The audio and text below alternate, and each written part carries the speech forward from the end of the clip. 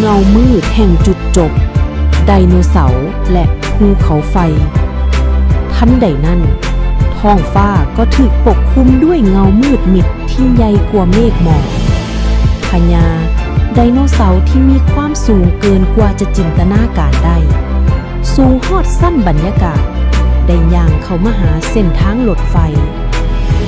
ทุกๆบาทก้าวของมันเฮ็ดให้แผ่นดินไหวสะเทือนคือกับวันสิ้นโลกโดยที่บ่มีการเตือนภัยตีนอันมหาศาลของพญาได้เหยียบลงมาเทิงขบวนรถไฟดาวเหนืออย่างเต็มแฮงเสียงเล็กบิดเบี้ยวและเสียงระเบิดดังสนั่นไปทั่วบริเวณรถไฟความไว้สูงที่เคยสง่างามบัดนี้กลายเป็นเพียงเศษเหล็กที่ถูกเหยียบย่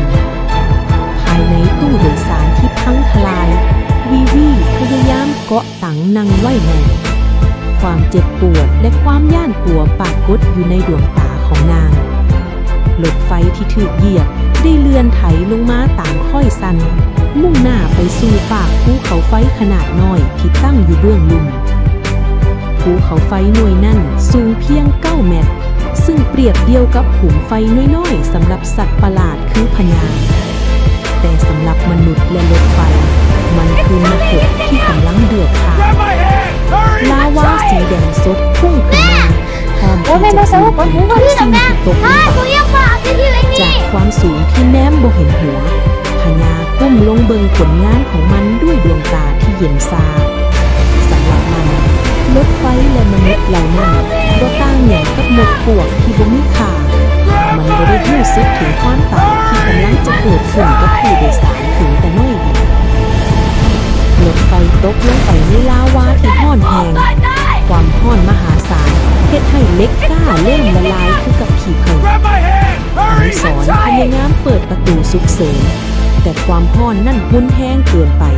มันสามารถละลายห่างกายของมนุษย์ได้ในพริบตาเสียงห้องไห้และเสียงขอความช่วยเหลือค่อยๆเงียบหายไป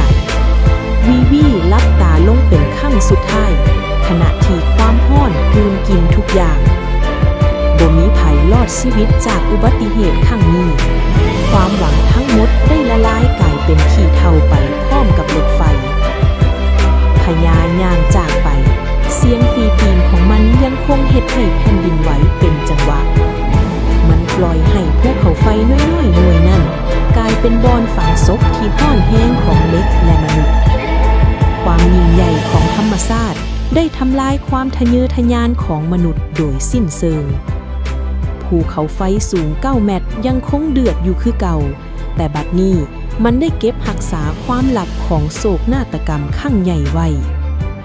ความห้อนค่อยๆมดลงเหลือไว้เพียงความเงียบสงบที่น่าย่านกลัวภายใต้เงาของสิ่งมีชีวิตที่ใหญ่ที่สุดในจักรวาล